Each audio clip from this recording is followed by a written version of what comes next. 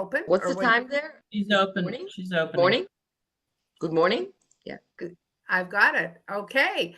Welcome everyone and happy summer. My name is Tova Train. I am CHW National President and I am privileged to introduce our guest today. Anat Vidor is an Israeli Zionist activist, president of World-WIZO and board member of the World Jewish Congress and World Zionist Organization. Born in South Africa to Israeli parents, Anat's family has deep roots in Israel's early settlement. A former IDF soldier and emissary to Australia, she holds degrees in archaeology and Israeli history from the Hebrew University and a master's in marketing and public relations from the University of Sydney. Anat began her WIZO journey in Australia, progressing from local branch manager to president of WIZO Sydney before returning to Israel in 2018. She was elected president of World WIZO in early 2024. Since the outbreak of war, Anat has traveled to Jewish communities worldwide to garner support for WIZO projects and combat anti-Semitism, contributing regularly with fantastic writing to the Jerusalem Post.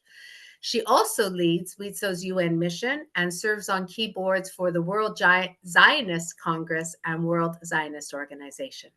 Anat is married to Gary Vidor and mother to Rafaela and TikTok star Yochanan Twina. A reminder to everyone at the end of our presentation today, there will be a Q&A run by Lisa. And if you have any questions, please put them in the appropriate box at the bottom of the screen. So thank you and welcome Anat all the way from Israel. Shalom to everyone. And I am, yes, coming from Tel Aviv and talking to you from Tel Aviv, and it's good evening to you here. I've got to say I'm very excited because it's the first time I'm actually speaking to CHW, and thank you for having me. So I will call you, as we call in WIZO, Chaverot, friends, sisters, and I want to also acknowledge and say thank you for Tova Train, the CHW National President, and to Lisa Cole that runs the show for many years, and thank you so much. So today, really, I know we're starting launching the SOS, which is your campaign, and it's really in your heart. You've made a real change here with the Safety Net program. But before we talk about Safety Net, I want to really talk to you about why we're doing everything and why we're here. You know, as a Zionist organization, everything we're meant to do, but everything is embedded in the values of Zionism. Zionism is equality, it's fair chance, it's basically creating a democracy in a place where there could never be any democracy. And we have become miraculously one of the 10 superpowers in the world, and not because of our army strength, because of Zionist values. And that's really the essence of everything.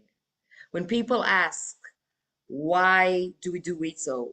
Why do we, do a project here, a project there? I mean, really, there's so many projects you can do, and it actually is irrelevant. The relevance is that the state of Israel was built acre to acre, dunam to dunam, act to act by a lot of people. And there's no project more important than the other, because everything that creates resilience in the society is basically what the Zionist mission is. And that's really important to remember. So every time when I look at the big picture, I know why I'm here. And, when you think about it, in a world that today the moral compass is so confused, we have to come up always with the right values. It doesn't matter what it is.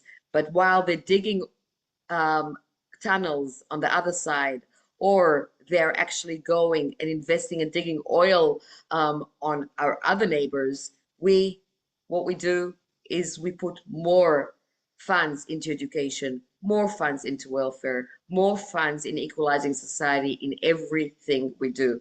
So Safety Net is one example of being a light into the nation and finding niches where no one touches and coming into that, because that's what we're meant to do. So I want to talk about Safety Net and how we even came to it. Everyone asks me, you're leading a world Zionist women organization. Are you a feminist? And I say, I never define myself as a feminist. I'm a Zionist. Therefore, I'm a feminist. Because equality starts in the daycare center. When you teach today children what is a firewoman and what is a policewoman, and you change the narrative from early childhood, you change the narrative for the parents. You take children from disadvantaged places and put them in youth villages in the most Ivy League schools in Israel. And you know that you have Naalal that you've been involved with, and of course, Hadassim. And you see the equalizing of the society when the strong meets the disadvantaged, and together they form this equalizing point, even before they reach the army. By the way, apropos today, and I didn't mean to speak about it, but I had a phone call today of one of your graduates in the youth village, and he said to me he's actually has one of the most important jobs in Israel because he's in charge of the nukes in Israel, apropos this war. And he called me because we wanted to meet about alumni, and he said to me, you know, everything that I received, all my feminism, the way I treat my wife, the way I treat my children, the way I treated my soldiers in the army, it's coming from the values of WIZO. Because if you treat women right, if you treat children right, then you have nothing to worry about. Everything folds from there. So when we started with safety nets, it's basically what WIZO does all the time. WIZO identifies a niche that is not touched and not being taken care of. We found the gap that exists there very much, very profound. And the gap was, okay, we have a lot of facilities in Israel to deal with anti-violence, programs that our women division does in order to prevent violence. We actually spread our programs everywhere in Israel. You know, we go to schools and we go to, it's actually board programs by a lot of official companies. Prevention of violence, mine and only mine, prevention of violence in teenagers.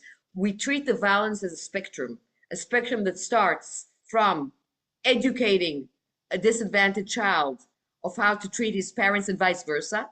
And the spectrum goes until you reach the end where we don't want it to reach, and it's shelters.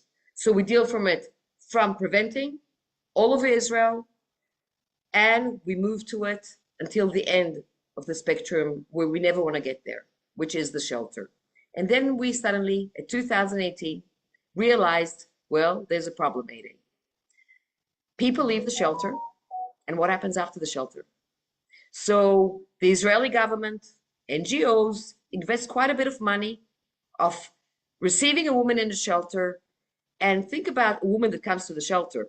A woman that comes to the shelter is in a position that no one can imagine, because when you think about it, there are under 20 shelters in Israel. That's not that many.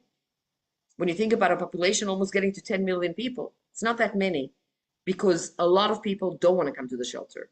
And to come to the shelter is actually admitting and leaving your life and saying, I'm leaving everything behind me. I reached an end point that there is no way I can continue.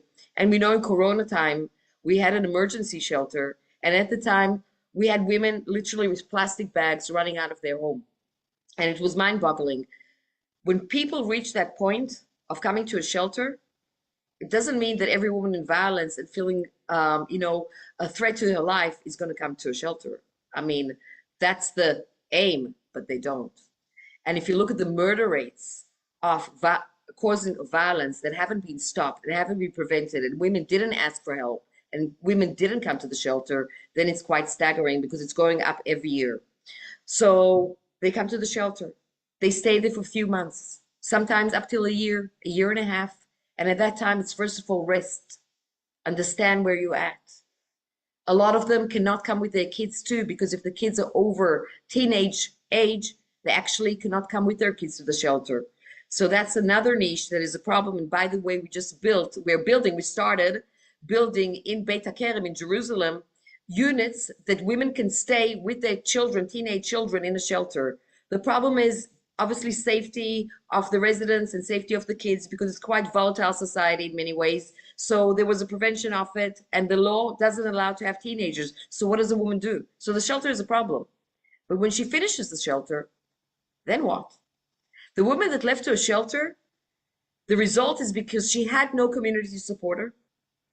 I spoke yesterday to a woman, which was amazing. She's a daycare center director today.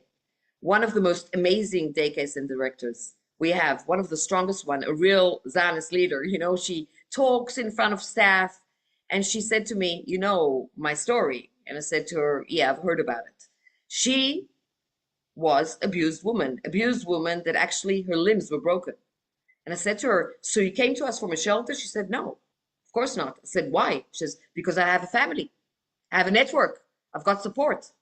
So most women that experience this violence will actually have support. So the women that are coming to the shelter, it means they had no family to turn to. They're already marginalized in the community. This is the last hope they have. So we gave them all the tools in the shelter to rest, to get some healing, to sit in a group. Everything is good. They're in the point that they're ready to go out. And then they go out, and what happens? You're alone. You don't have a community. You don't have any support. And the statistics shows again and again, every time, that 50% to 70% of the women that will be in a shelter will go back to their husbands. Now in Israel, it's a double whammy. Why? Because of the wars. We found out, when you think about it, in a time of war, you think, oh my God, everyone will run to a shelter, probably there's violence. No. In a time of war, people go back. They don't want to make a move. So when you see a situation where there's a threat outside, like existential threat, like a bigger one, suddenly the threat at home becomes quite marginalized. And trust me, when you're sitting with rockets flying, the husband is the least of your problem. You're protecting your kids, you're in a survival mode. So it tends to be that they actually don't come. It's what happens afterwards. And a lot of times, the women that are leaving the shelter, and there is the war, and they are, now let's talk about the women that comes to the shelter. The women that comes to the shelter usually, not always, but usually 90% of the time will be already a woman that cannot provide for herself. She's been threatened all her life. She has a low self-image. She is, as it is, she was in a violent relationship, but she thought, she didn't have the power to get out of it. So I think that many times you ask them, did you ever want to get out? And they're so scared they won't make it on their own. And we know they have no community support. So the chances they will survive after a shelter are very, very, very low. And so all the work we've done, when you think about it, for 18 months of coaching, and they've got all the tools, they come out, and it's enough that one war will start, or 7th of October, what happens is a financial thing too. They will not have a job, because the jobs they have usually are very low paid jobs. It's someone selling a shop, or jobs that are maybe domestic housekeeping. And these jobs will terminate the minute there's a war. Look, you've got to go. I say, when we sit in Israel, I don't know, you're not responding, so I don't know your reaction, but have you seen the prices of restaurants in Israel? They're very expensive. And I said there the other day, and I said to myself, whoever goes to a restaurant here and complains about the price, then think twice. You have to be a Gal Gadot super person here to actually open a restaurant, because the times it shuts on you, I mean, the weeks you're not working, the weeks that every time there's a close down, a shutdown, a close down, a shutdown, you've got to be brave. So think about these women. These are the jobs they have. And the minute there's a war, it falls apart. Rent. They hardly have money to pay the deposit, the bond for their house. The minute they have no work, when you're talking about a survival of women like that, you're talking about maybe 6,000, 7,000 shekels a month. She sometimes has kids. She has no furniture. She has nothing. How on earth she's going to survive? Maybe she'll get from the welfare department, because she's exited a shelter, a bit of a grant, but that's it. And she will get a job, a low paying job. It's a vicious cycle, and they can't get out of it. So we realize we're going to help the system, and we're going to actually highlight this niche like we've done many times ago. Now, why does WIZO come into these things? Why we? I mean, don't we have enough? We're the largest NGO in Israel today, operating NGO. We have almost 300 facilities Really? Do we need another loch in the cup? Another project? But that's the essence.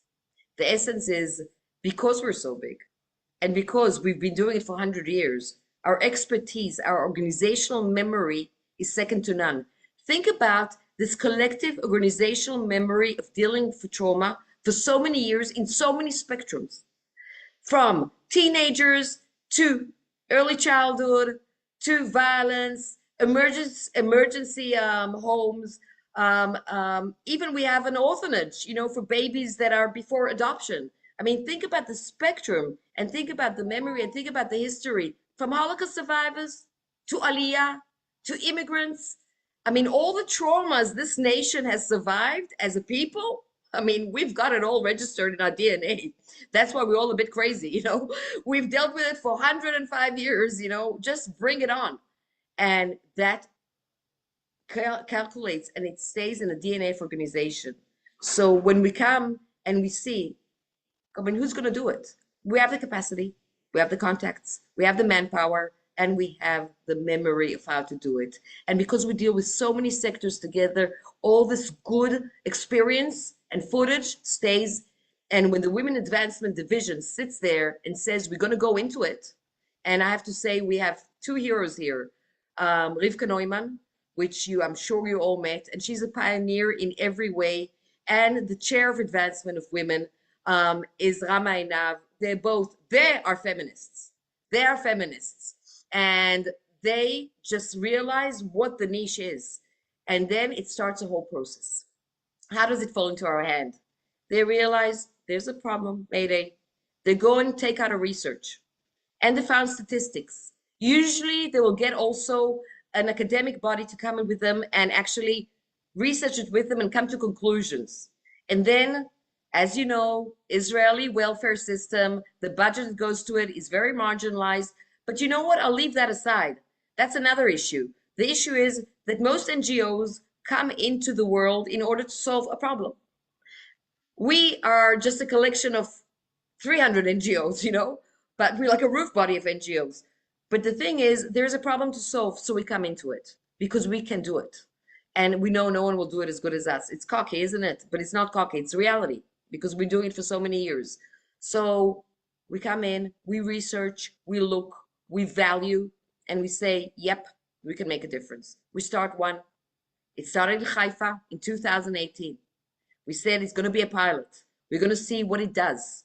By the way, all the impact is not done yet. I mean, 2026 will be the last results of the impact to show, come back to the government and say, look, we're saving you money. We're making a difference. And it's less cost for you. It's like putting a ban on sugar drinks. It's not that the country cares so much, but if they look, it's going to be the health bill at the end, like Commonwealth countries, that there is a health insurance, and in Israel, so they'll ban it because down the track, it's going to be cheaper. And that's the reason they will look at it. They will say, well, just a second, we rather partner because it's actually going to save us money at the end. Because at the end, women that goes back to their home is a disaster. The kids will not grow up. They won't be contributing people to the society, probably will be prone to crime. They look at the jail bill, it's a ripple effect. So if we can prevent it, we can prevent it, and they will partner. But it takes WIZO usually few years to pilot a program, to go on with it, to develop it, to raise money from diaspora to do it. I mean, you'd think that people partner, but that's not how it goes. You have to prove that you are impactful. But it's normal in another way too. Every donor wants to know that he does something impactful. Look at the country. It looks to you as a donor. Are you worth your investment or not worth the investment? Israel is built on NGOs. This is a cultural thing. We have over 20,000 NGOs in Israel, and all of them came to do something. And I wouldn't say there's a need for so many NGOs, but there is definitely a need for NGOs because now it comes to a security situation. We're always going to be in a loop. 20% of the budget is spent really on civil society. And that's why NGOs come. And while we are very lucky because we have sisters around the world and a Zionist movement that we created this connection with, a lot of NGOs do not have that space. And it's much harder here, to get things going a lot of times. So a lot of NGOs will start something and they won't be able to complete it because they'll run out of funds. And we have this partnership, amazing partnership with the diaspora. We can actually enable to fund it while we are reaching the line where the welfare will take it and will get partnered. By the way, there's already participation of the welfare, not in the program, but in elements of it. I mean, if it's help assisting, but it's per person in the program. If the woman is entitled for reimbursement, a bit of support of rent or childcare or things like that, they will be reimbursed. But the program itself does not get reimbursed. The program is a lot of things. The program is bringing all these elements together and actually getting these women in a community. So what's the essence of it? What we found out, community works. We know that community works. In every group of rehab, in everything, it works because people feel today that they're together and they're sharing the problem. So first of all, is finding a location where there is a WIZO branch there because there are already volunteers that are geared to serve the community. So that's already going to be the family. We try to direct these women to go, and they know there's a safety net community, most likely because they have no preference where they're going to live. They're out in a cyberspace. They have nowhere to come to. So usually they will come back and they will say, okay, there's a safety net community. I will get some support, not necessarily financial, but I'm going to have parents. Someone is going to have my back. Someone is going to have my back. So they come. And in the beginning, they can sit and they're invited to come. And it started from once a week, a dinner even, getting them together. And a lot of therapy happens through there, but having the kids there. But it's not the activities that they meet in. It's probably twice a week. That's not it. It's a support system that goes around them. They're not alone. The volunteers and professionals will escort them. There is a story I heard. I mean, I was involved, like a woman was pregnant and the volunteers went with her to the labor ward. She's not alone. Now she has mothers, she has sisters, volunteers that will drop a meal. And it's very constructive too. It seems like, oh, we just love feeling. No, no, it's very constructive. The therapy is very constructive there. The kids have been taken care of. There is vocational care, also summer camps for the kids. Beside that, there's also vocational training for the women. We're trying to get them into their first job, really getting out there to the first job. This is a huge thing. These women didn't even think they're worthy to get paid for anything. This is a whole flip a narrative of self-esteem, and it filters through the kids. We found ourselves doing many needs which are very awkward. Suddenly there's a war, and we have, I don't know if she's here and I'm mentioning her. I mean, at the beginning of the war of 7th of October, we realized literally they're falling on their rent. And that's not an NGO, doesn't give money for rent when you think about it.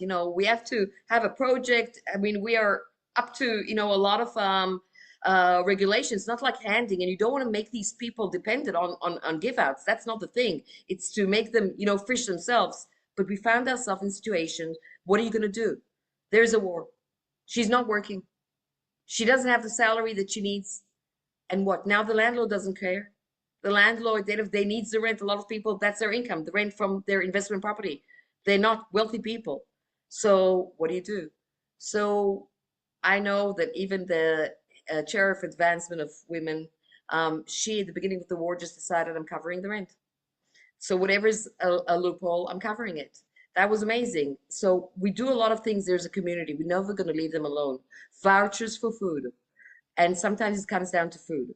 So all this, the professionals, the training, the vocational care, the summer camps, making sure that they have a suitable place to come to and it looks good and it feels good. This is all the holistic care that we do.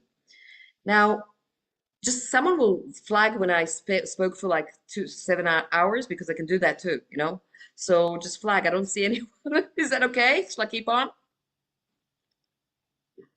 Hello? Sorry, Anat, keep going.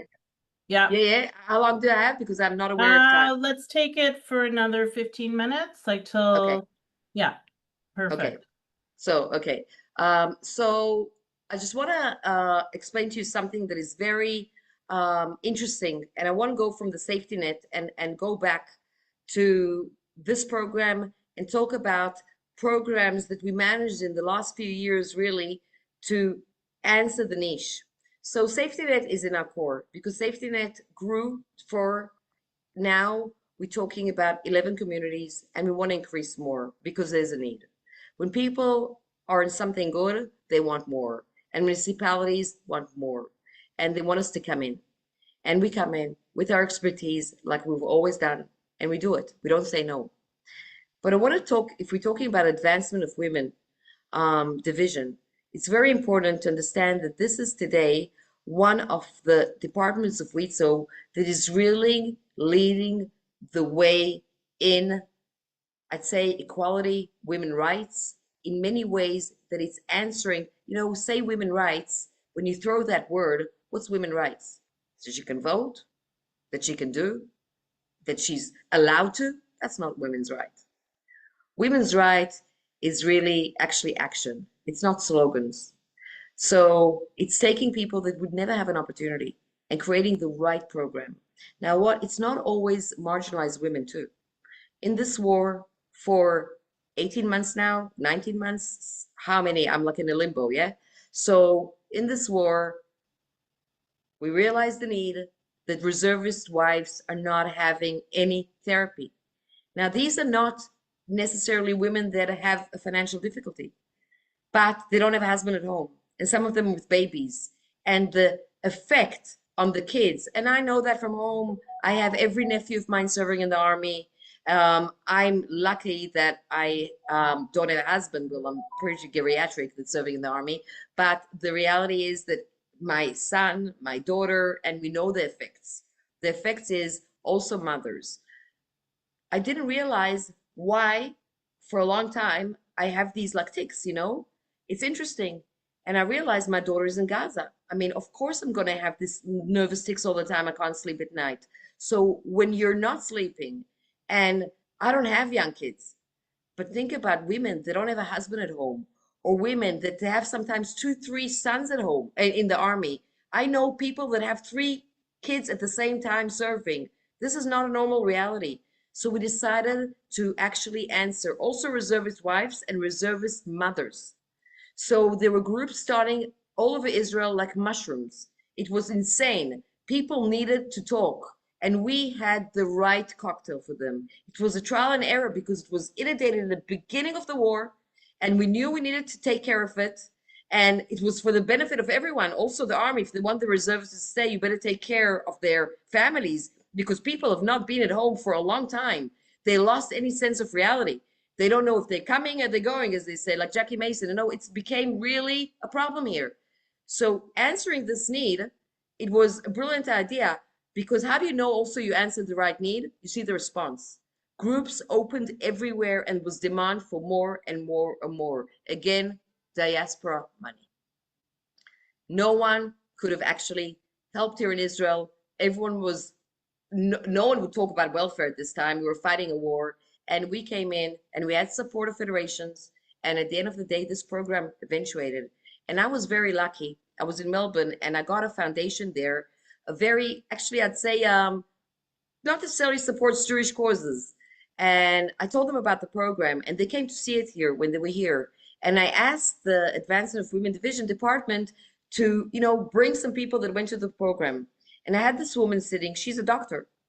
And her husband is a pilot.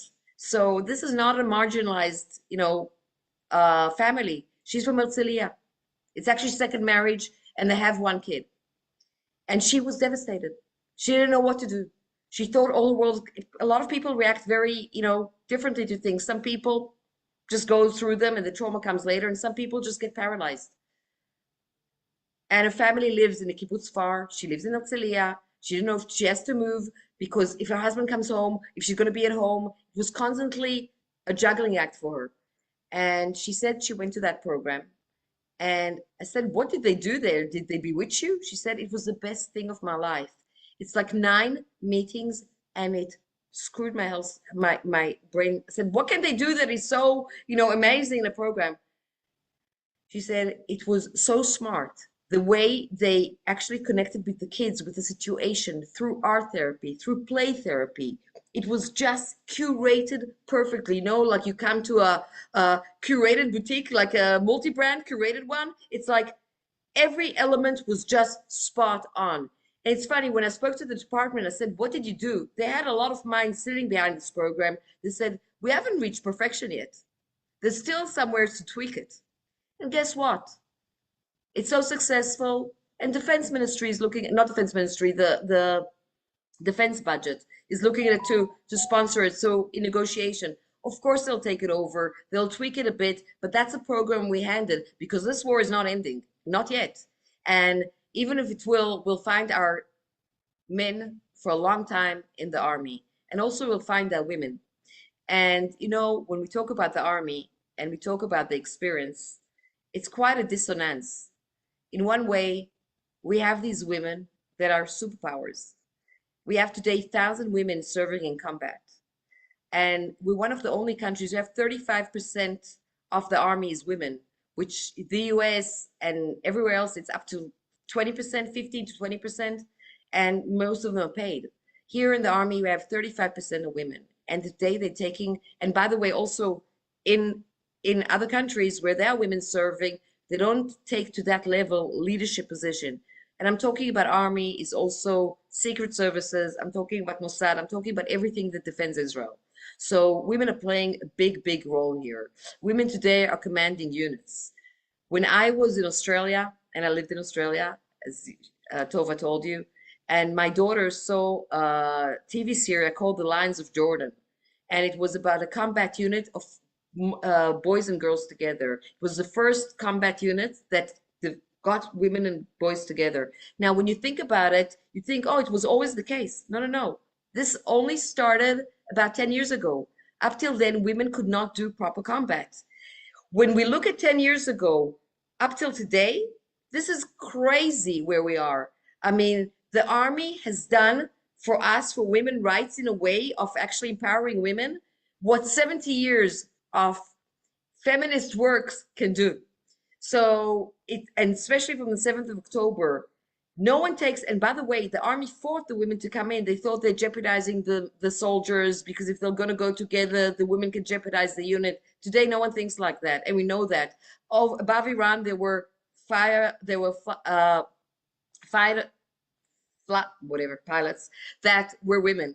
So, and then you look at the other side and you say, we still have so much to go through.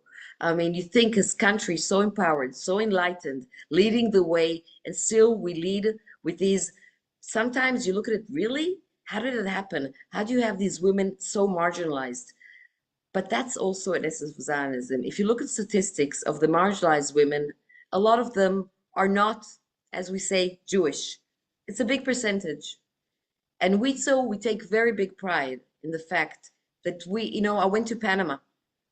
And I don't know if you know the Panamanian community or the South American community, because Hadassah originally did not eventuate, it was North America and we were South America. That was what the division was in the 1920s. So WIZO is we're very aware of the South American community. I went to Panama and they said to me, do you support also Arab women? And I said to them, I said, I don't understand the question. And then they said, can you tell me what is the percentage of Arab women you support? And I said, I wouldn't know the answer. And they said, why? How come you don't know? I said, because I would know the answer. You're insinuating I'm an apartheid state, that I actually care if they're Arab or Jews. It's irrelevant. They're Israeli citizens. And that's Zionism. It's taking care. And if you look at our daycare centers and you come in and you see that we managed to bring even women, to empower them from Arab villages on rides every morning to actually help and be carers in a daycare center. This is a double win. We're empowering them, because empowered society will a society that's not going to fight also. Now, maybe I'm a bit naive and we can't fix the whole thing, but we're trying to fix, as I said, dunam to dunam, acre to acre. So nothing is too little and nothing is too big. We have to be wherever we need it to be. That's very important. And if I look at the war and what we've been through, I think that a lot of things came out of it. I think there was a great push in women advancement, but let me tell you something. We're also going to have a lot of work, because we're still, people are doing PTSD centers everywhere, and I'm sure there are a lot of organizations selling post-trauma centers and therapy centers. And we actually going into Sderot now, and Sderot is a community that only 4% of the citizens have actually received therapy up till now, and 4% of the children, which is mind-boggling. You'd think a city on the borderline of Gaza and has not been treated. No, there was a failure in treatment.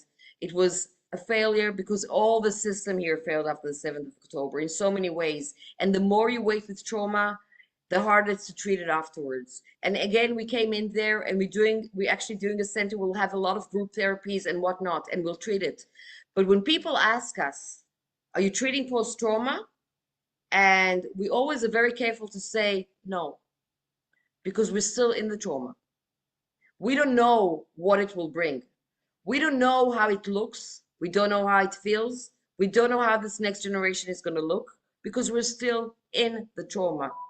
Do you know, think about it in a situation where one day you're drinking coffee, the other day you're in the shelter, a day after the beach is full.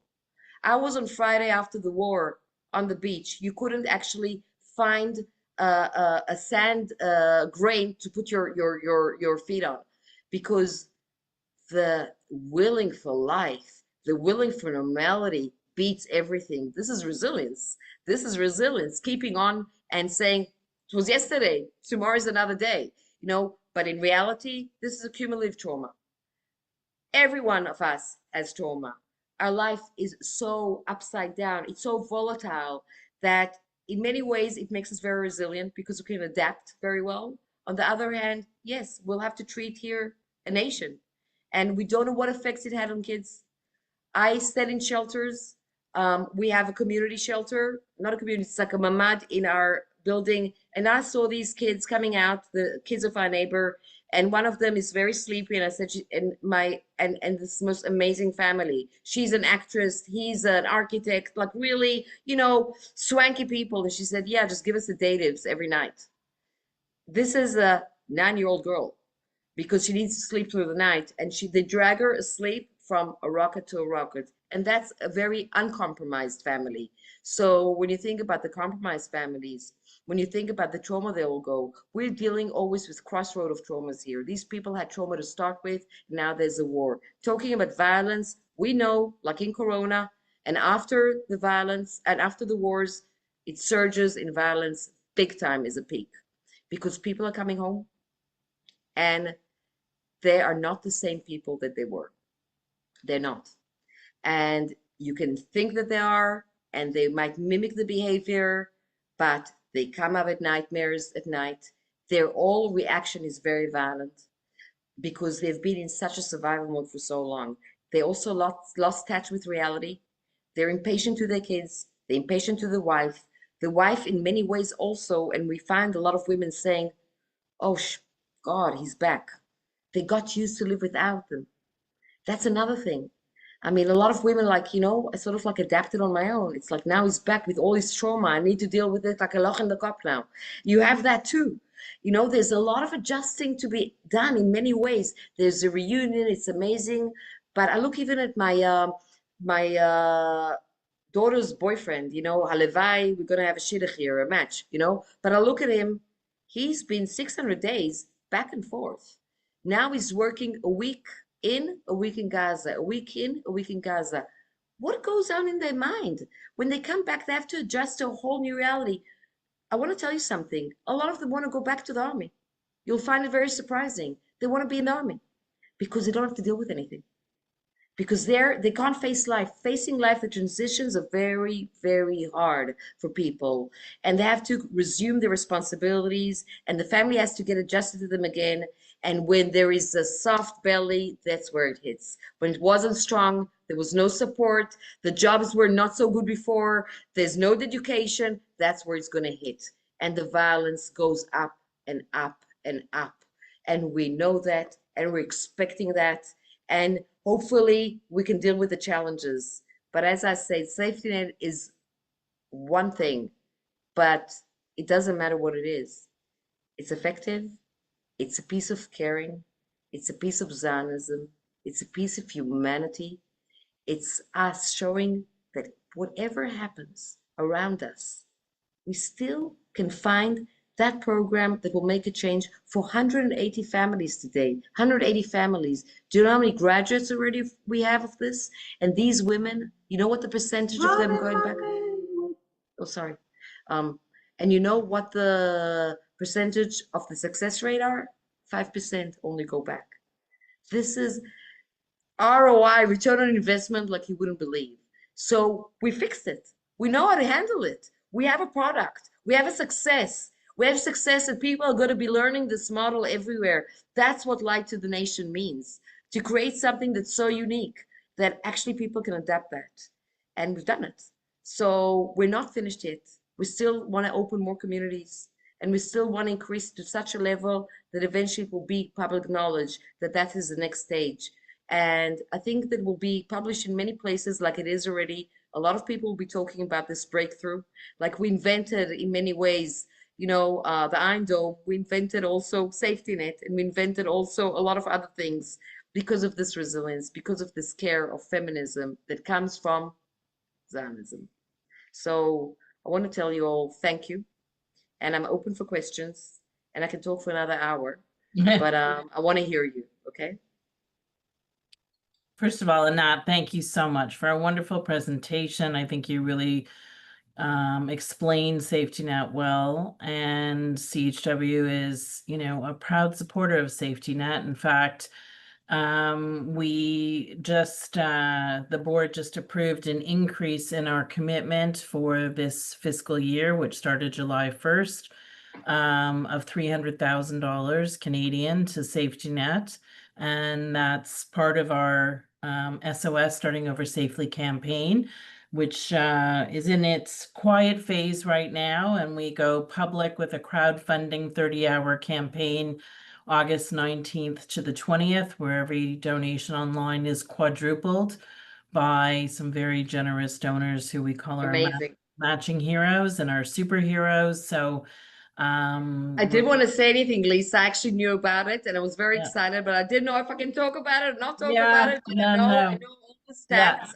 And by the way, I saw also on your screen, I saw a video of Safety Net, and I want to tell you that I wasn't a president. I just came from Australia, and I produced that movie for Australia. Oh, wow. Yeah, of the woman, that goes. So that was the woman. That's a movie that I went and filmed. So I always wanted a big federation, a big entity to take it on, that was always our dream. And you've broken through here, because this is a safety net for us. Right. Okay. Right. Well, I had the privilege in 2021, January of 2022, shortly after I started, of visiting the Safety Net program in Jerusalem and sitting with the women, the group, and talking to them and hearing their stories firsthand. It was a very emotional experience. It really touched my heart, and I identified with them. I really identified because I came from a difficult first marriage, and one of the things that I identified the most with was the need for economic independence. That if a woman, can find economic independence, it breaks the cycle of violence. And Absolutely. that is something that, we're very, very proud to be supporting. Can you talk about the success rate of women helping to find jobs, helping to put resumes together, to present themselves in interviews? Tell us if you have one story of a woman who, because of Safety Net, really was able to, from the ground up, change her life because of Safety Net. There are a lot of these stories, by the way, and it's been accumulating. So a lot of them, first of all, I'm going to say that the women that come out of it, I'm not talking about economically also, they're so empowered that they're actually volunteers in Safety Net, okay? So they become the coaches. And I've seen it again and again, and they're actually mentoring others. So when the new women come, they think, oh my God, we had a case in Hadera that one woman she used to sit with a hood on her head, and not open up in the group. And this director of the group, which was graduate, let's say, alevai, avoy lanu, you know, to graduate such programs, you know, but that actually left safety net, and she didn't realize she was so incredible and so empowering. And she talked about economical independence. She actually did a whole course. It's called Pamunim. Pamunim is actually, it's an NGO in Israel that actually trains people to go and advise people about financial stability and how to run your affairs. And we give them a lot of these courses. And what happened was that she miraculously, so she thought she's like a guru. She says, well, it's very easy for you to say, she went on, she says, it's very easy for you to say, you know, you have you know, finished degrees. Where are you from? Ramat Sharon or something? And she said to her, no, actually, I'm a graduate of Safety Net. So she couldn't believe it, you know. So some women not only become real empowering women, but they become real career women too. So some of them went and opened businesses. Some of them went and opened, you know, there's a story of a woman that did a social shop afterwards. And she had a lot of people that came in, and women that left the safety net, and they came to the shop and they started doing produce that, you know, sort of like art and knitting and jewelry and whatever. And they had a little social business. That was really in the beginning. So first of all, they combine together sometimes and open a business. And a lot of times they actually go and get education too. Some of them have finished, some of them are working in our daycare centers too. So they actually have education. Just one second, I have an emergency here. Uh-oh. Just one second. I don't know Yeah. what it is, but there's a siren or something. So while we're waiting for Anat, I just want to do a little plug. Just want to say, Yeah. we're a panelist here, and actually one of the women here are that is seeing this webinar is Rama Einav, which is she's viewing with us. She's the chairperson of Advancement of Women Division, and she actually joined also to listen to what we're saying. And if you want to ask a question, I don't know how it works in a webinar, but she's also here to empower. Oh, good. Okay, great. Okay. But So it's a is there webinar, an emergency? Do you need to run to the shelter, or are you No. okay? It was no. It's like suddenly like, ooh, you know what I mean? It's all good. It's all good. No Okay. shelter, no shelter. We're all good. We're Okay, all good. good. Yeah. So so we had that, and we had also so there's a woman that listen. There's a woman there. She's from the Ethiopian community, and she's been through so much in her life, and no family support. The most violent, horrible story, and she was actually in the Nova also. Mm, So it's interesting because she finished safety net, and not only she was in the Nova afterwards. I mean, can you imagine? Like you just came out and you just like established your life, and then boom, she went actually to a party with friends to go out because she reclaimed her life, a bit of financial independence, and she went to a party. I mean, that's it. She said by the time with a newborn baby, and by the time she says by the time that she had enough money for a babysitter and could orchestrate a whole night over and get friends to watch the baby and everything. She says, with my luck, you know what I mean? I end up in the Nova. She's a Nova survivor. But after the war, she spoke a lot. And actually, she said, you know, the resilience I got in that program. I mean, she speaks a lot also about coming from the cycle of violence, being in a shelter, going through safety net, and actually having afterwards the resilience and bouncing back again. But the community never leaves them. It's not right. an end time for the safety net. Community empowers a community. It just keeps on growing. And Right. that's the thing. So there's so many women that left. Yes, some of them are teachers, some of them work in shops, some of them have businesses. One of them is a driving license teacher, you know, a woman that never went into a car. So Right. and Right. we give them these grants a lot of Sure. time, you know, to do that and for their kids too. So For sure, for sure. And you're right, it's about community building and finding people, like-minded people that, become your family and your network because you support each other, and that's so amazing. Can you talk for a moment about some of the legislative changes that WIZO's been so instrumental in securing for at-risk women, especially around the electronic monitoring bracelets, because I know that that's been a really big deal. And kol hakavod to WIZO for helping to spearhead that in the Knesset. Can you talk about that a little bit? Yeah, we have here, can we put Rama on? Because Rama has been in the Knesset fighting, Sure. on herself, you know what I mean? I don't want to take the credit here, you know? So Rama is sitting in the Knesset. Is Rama, how do we get her on the... She has to control it herself. I don't think. Oh, is she in as a Yeah, she's on participant? the Zoom. Yeah, yeah, yeah. She's got to come in as a panelist through the link Okay, that we okay. sent you. Okay, so Anyway, Rama has been a real advocate, and she, I mean, Rama fights all the time. She's the spirit behind it, you know. oh, So here she's everything. coming on. Oh, she's coming on. Good. Great. Hi. Can Oh, you hear me? Ramale, you need to talk about it. You're real the spirit here. Yeah, well, with pleasure, and I'll be happy if you repeat the question as well, because I was kind of half listening by that time, What are the and I don't know legislative? how to Yeah. turn on the picture, the video. It's the I can camera button. unmute. Can you turn on the camera button? It's right next to the mute. It looks like a little video camera. It's right I next. guess it's okay. No. Okay. Now I can do the video. Rama, איזה חוקים היו עכשיו בכנסת, but brag from the beginning, not the law.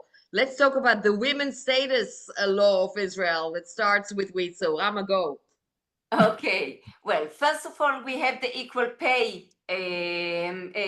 law, which has now it is illegal in Israel for any organization bigger than a certain number of people not to report every year. It means every organization needs to report every year the pay gap between women and men in the organization.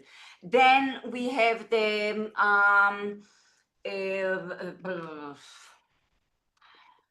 Anat, איזוק אלקטרוני.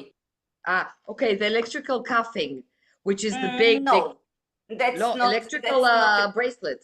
Yeah, the bracelet that is communicating with the police and with the perpetrator in case it's getting near, which is a safety feature, and we had it going for about 11 years until it passed, the law was passed to start using it about a year and a half ago. Still the implementation, it's very, very difficult, and we are fighting it every day in the committees in the Knesset. We have now a new addition to a law, an amendment to a law for supervisor. Every organization needs to have a supervisor for I'm sorry, Anat, I wasn't ready. You caught me like this, and I'm doing translation in my mind. For sexual violence. Now we are adding also the same supervisor in every company. We want them to be trained by us, by WIZO, to be able to monitor also domestic violence. And men and women, actually, there are also men that suffer from domestic violence. We train them how to identify, we train them what response they can give, and the best of all, we can also give the response. So if they want, they can always refer to us, every one of their employees that need this help. We also have a new legislation online now in the working right now about the depression, the baby blue, the mental health of new mothers. We want again to integrate it into the mother and child clinics all over the country. We are working very closely with the clinics and with the Ministry of Health. and we're working with other organizations to pass a law again that they have to identify and give response, and we are also preparing those response once the legislation will pass. What else we have in line right now? Let me think. Well, if something else will come, That's amazing. I'll jump in. But just Thank you. whoever doesn't know, Rama, you could say the big achievements, the fundamental achievements we had, you know? I mean, instigating the women rights law, the first law in Israel, 1951 is the first one, and it's was WIZO law. And WIZO was a party in the Knesset, you know that. WIZO was a party in the Knesset, the first women party. Just turn the light off just a second. I'm just the lights up. Yeah. So it was the first women's party in the Knesset, and we decided eventually we don't want to be partisan, so we came out. But ever in Israeli history, there was a women's party. They got one mandate. It was a lot at the time. Women's Wow. party. Think about it. You know, it's crazy. Huge. So, Huge. yeah. It's Well, huge. you think about it, in Canada, you don't have a women party. No, we don't. And I don't know any other country in the world that did. In Israel, we did once. It's no more. Rama, you going to Canada tomorrow? No, tomorrow I'm not going to Canada. Tomorrow Look I'm at going the earrings. for 3 Look at days to- Rama's earrings. Look at Rama's earrings. I can't really see them. You It's gotta. the hostage. Oh, let's see. It's a daily reminder. Yeah, of course Just, it is. you know, every morning looking in the mirror, putting them on, and it's Yep. a reminder. We're in day Absolutely. 641 today. I know. I know. It Rama has breaks been my a real heart. advocate on And- a lot of matters. Yeah, and actually, if you allow me, just another word, Lisa. Sure. May I?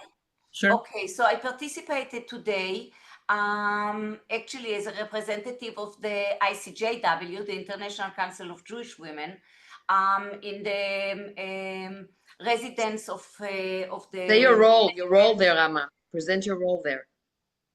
Okay, I am the president of the National Council of Women Organizations in Israel. I'm doing that as part of WIZO. It's when WIZO nominated me and to chair that organization. And this organization is also taking part in different international organizations. One of them is the ICJW.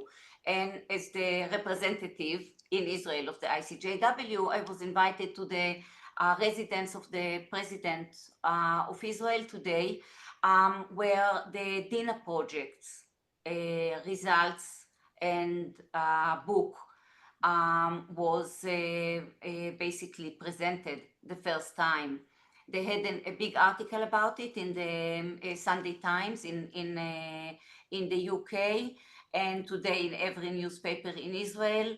I don't know if you know the DINA. No, maybe you want to just briefly tell us. Okay, so it's a group of legislators, judges and lawyers and so forth that is right at the set on the 8th of October 2023, started to investigate the sexual crimes Yes. that Yes. was And now I remember. perpetrated Yes. during the horrific day of the 7th of October. And they came up with a document that it is valid now to hand in to any international law organization like the International Court of Justice and the International Court of the ICC and the International Criminal Court. The criminal court, and they can use it, and there are the names of the perpetrator, and you know they can go now and start prosecuting, and of course highlight the horrific crimes that were taken place on that day. You refresh my memory. In fact, we had Ruth Kadari on a panel discussion Yeah, in she's of course the November. founder, and She she was the had founder. few very, We very had her in important. the And then UN. it was We the had her wife in of the president that hosted, and it was very emotional. I must say, it was no one that didn't cry in the room, include the wife of the president course. and Ruth Kedari, Of being course. such an experienced, Advocates and you know, use a voice for, lawyer and yeah, for We sure. have, everybody. Lisa, we Ladies, have we're gonna just have to wrap it up. It's after Oh. 1 o'clock. You know, I just see the people. I don't see faces, so I don't know. I'm sure you're all beautiful Canadian They're women. beautiful Canadians, beautiful Canadian How women. many people are in this? We had one of the most, with the largest registration for this event. We had, I think, about 150 people registered. Live, we've had close to 50 people listening, and they're slowly starting to drop off. So we will get the recording out to everyone else, but I want to thank you both so much for participating with us today. Unbelievable. I'm so excited. I'm so lucky to be speaking to you. Really. I mean, Can I give my thanks then, Lisa? Of To this course. just before the partnering, because the contribution that CHW sent just last week to the safety net program, it's invaluable.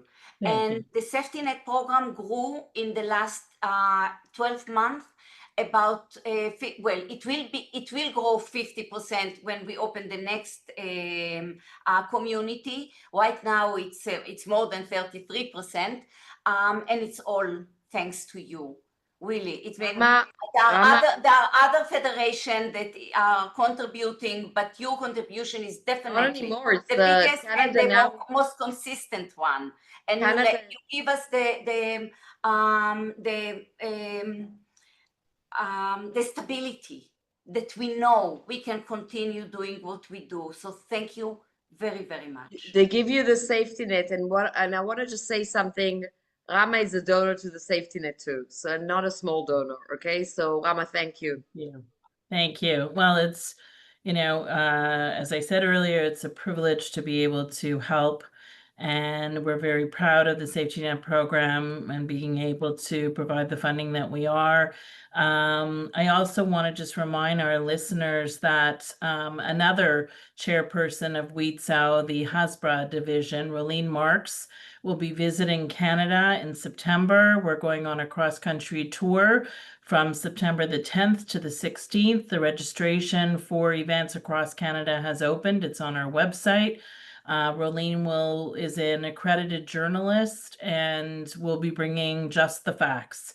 She will be able to dispel myths and propaganda and really bring the facts as she receives them and reports them in her WhatsApp group and her YouTube videos. I also want to remind everyone that registration is now open for Made in Israel. Tova Train, our national president, and I will be taking a delegation to visit our projects and show our solidarity and support with the people of Israel from November 9th to the 13th. And again, registration's open for that. We would love to have you join us. We have wonderful speakers lined up and wonderful experiences that we'll be participating in. I see that the link to register is now in the chat. And lastly, we are planning our next webinar for August 14th, so just hold the date. It'll be at noon Eastern time. We have a panel discussion with members of Franny's Fund from across Canada, also supported through the SOS campaign, Funds That Stay Here in Canada, to support at-risk women and victims of violence and domestic violence and trauma. That's it for me, folks. Thanks again, everybody, for participating, and good to see you both. Looking forward to seeing you in November, and bye for now, everybody. Absolutely, we're waiting for you. Okay, thank you. Tודה Stay רבה. safe. Stay safe. Bye-bye. Bye bye. תודה רבה. תודה רבה.